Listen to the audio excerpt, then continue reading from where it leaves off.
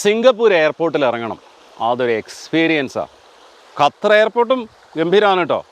ദുബായിലാണെങ്കിൽ terminal 1 ഇറങ്ങണം, അതൊരു എക്സ്പീരിയൻസാണ്. റാസൽ ഖൈമ എയർപോർട്ടിൽ ഇറങ്ങിയിട്ടുണ്ടോ നിങ്ങൾ? അത് ഇതിനേക്കാൾ ഡിഫറെൻ്റായ ഒരു എക്സ്പീരിയൻസാണ്.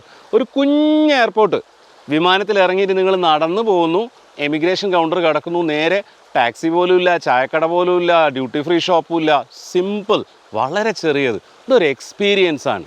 ബുർജ് ഖലീഫയുടെ 122nd അറ്റ്മോസ്ഫിയർ റെസ്റ്റോറൻറ്റ്. അവിടുന്ന് ഡിന്നർ കഴിക്കുക എന്നുള്ളൊരു എക്സ്പീരിയൻസാണ്. 2 പേര് കഴിച്ചാൽ ഒരു 50,000 രൂപ വരും. കാശ് കൊടുത്ത് ഞാനല്ലാത്തതുകൊണ്ട് എനിക്ക് കരച്ചിൽ വന്നിട്ടില്ല. അതൊരു എക്സ്പീരിയൻസാണ്. മറൈൻ ഡ്രൈവിൽ നിന്ന് കുലുക്കി സർബത്ത് കഴിക്കുന്നത് മറ്റൊരു എക്സ്പീരിയൻസാണ്. Brand is an experience. വലിയ ബ്രാൻഡ്സൊക്കെ കസ്റ്റമർ എക്സ്പീരിയൻസിന് ഭയങ്കര ഇമ്പോർട്ടൻസ് കൊടുക്കും. നിങ്ങൾ ആപ്പിൾ സ്റ്റോർ പോയി നോക്കൂ, നിങ്ങളുടെ ടോക്കൺ 3ഉം 4ാമത്തെ ടോക്കൺ ഉള്ളതൊരു ഷെയ്ക്ക് ആണെങ്കിൽ പോലും അയാൾ നിങ്ങളുടെ പിറകെ തന്നെ വരുള്ളൂ. This is a experience that Apple promises.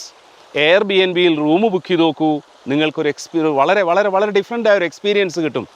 ആമസോണിൽ നിന്ന് സാധനം വാങ്ങുകയല്ല, റിട്ടേൺ റിക്വസ്റ്റ് ചെയ്ത് നോക്കൂ, സാധനം വാങ്ങുന്നതിനേക്കാൾ വേഗത്തിൽ അവർ റിട്ടേൺ കളക്ട് ചെയ്യും.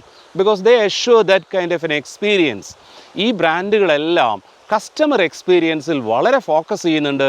ഫോക്കസ് ചെയ്യാന്ന് വെറുതെ പറയുന്നതല്ല, അവർക്കൊക്കെ ഞാൻ നേരത്തെ മെൻഷൻ ചെയ്തതുപോലെ CEO CFO എന്നൊക്കെ പറയുന്ന പോലെ തന്നെ CXO എന്ന് പറഞ്ഞൊരു സാധനം ഇവിടെയുണ്ട്.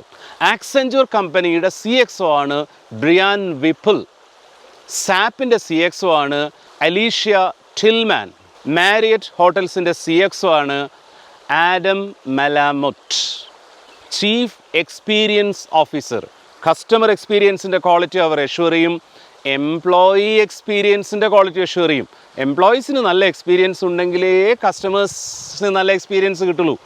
ഡിജിറ്റൽ എക്സ്പീരിയൻസ് നമ്മൾ പലപ്പോഴും മറന്നു പോകുന്ന കാര്യമാണ്.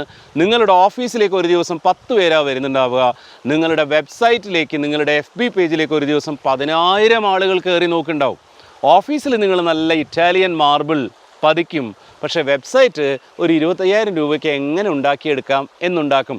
Digital experience is really important. CXOമാർ അതിൽ വളരെ വളരെ വളരെ ശ്രദ്ധിക്കുന്നുണ്ടാവും.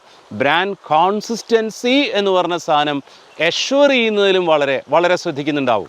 ഇങ്ങനെയൊക്കെ ഉണ്ടെങ്കിലാണ് സ്കെയിലപ്പ് ചെയ്തിട്ട് വലിയ നിലയിലെത്താൻ പറ്റുള്ളൂ. പക്ഷേ സ്കെയിലപ്പ് ചെയ്യണ നിർബന്ധമുണ്ടോ? സ്കെയിലപ്പ് ചെയ്തിട്ടില്ലെങ്കിൽ എന്താ കുഴപ്പം?